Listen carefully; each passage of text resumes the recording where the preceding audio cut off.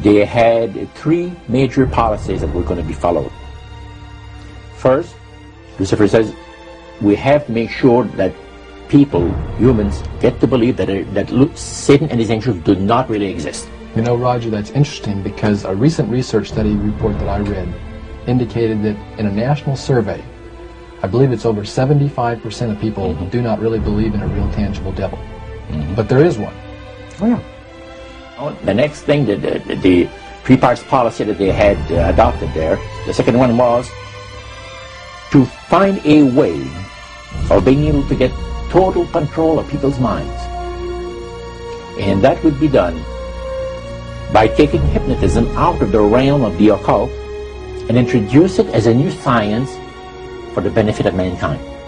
They felt that by taking hypnotism out of the realm of the occult and introducing it as a new science for the benefit of mankind, they could then use people of great renown, educators, people of capacity, that would do great things, such as supposedly regress people in time to former lives.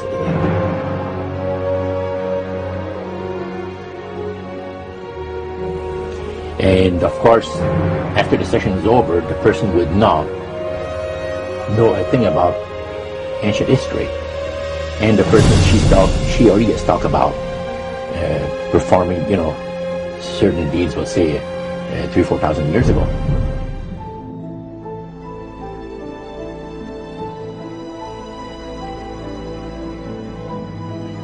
But this was their strategy. Now, what this would do for the thing is this, that it would create in the minds of the general public, solidly set in the mind of the general public, an unwavering trust in that great deception. So now this would be a way of de-Christianizing the Western world through the avenue of mysticism. The three things were, number one, that they did not want Satan did not want the human family to think that he or his angels existed. Right. The second point that you made had to do with taking control of people's minds. That's right. The third point was what? Was to destroy the Bible without burning it. Okay. See? And what was his strategy on that? On that, it was very interesting. Because after the Great General Council, it was decided that Satan would tutor Charles Darwin personally in setting up the principles of his theories of evolution. He was tutored by Lucifer himself, fallen Lucifer. And at that time, it was understood, Satan and his spirit counselors understood, that if a person was led to believe in the theory of evolution, it would, in his life, destroy completely the creation week of the Bible, the fall of man, and the plan of redemption. It would do away with it. Anyone that teaches a theory of evolution is considered to be a minister of a great religious system. And he said that every teacher of that theory is recognized by the spirits as a person of great value and receives a very special unction from Satan himself, giving great power to induce spiritual blindness, to convince and convert. Three capacities.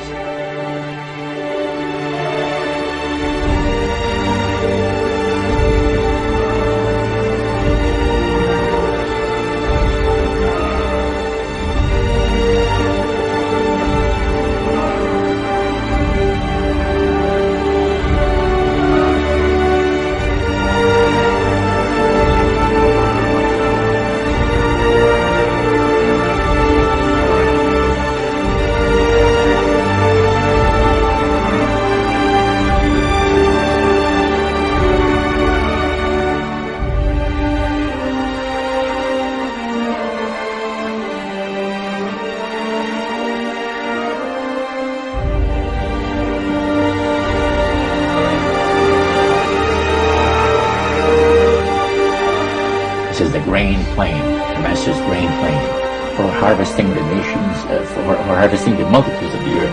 and through his cause, just before the close of the great controversy between the forces of good and evil. It's going to be done in a unique manner.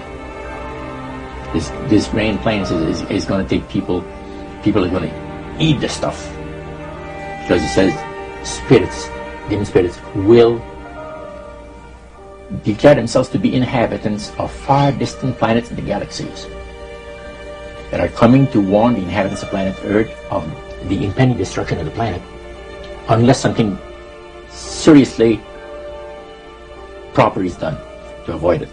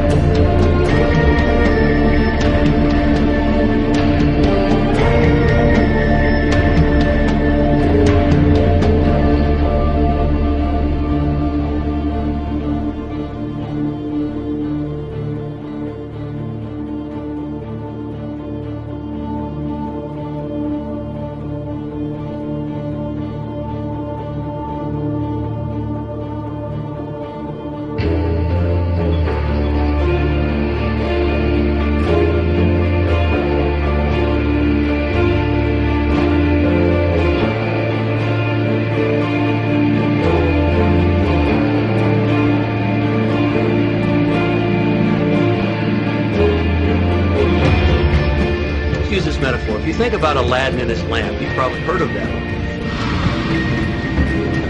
The genie always says one thing. Your wish is my command. You know, the universe is this great genie, and your conscious mind is Aladdin. It formulates the intention of what you choose for your life.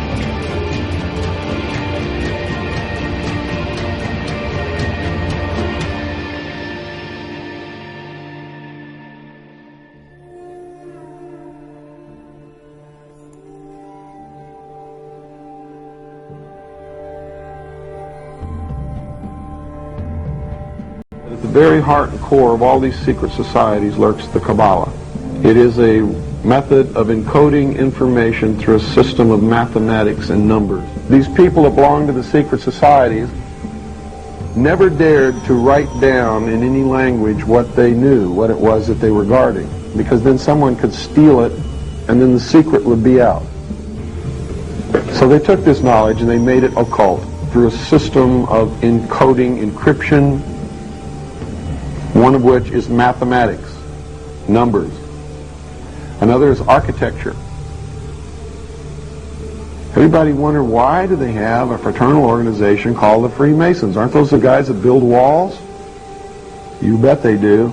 But every wall they build contains the secrets that have been kept and maintained throughout the ages, and it's encoded in the architecture and in the measurements of the buildings and in the mathematical formulas used to derive the geometry and the shape, the length and breadth and height of rooms. It's all encoded there.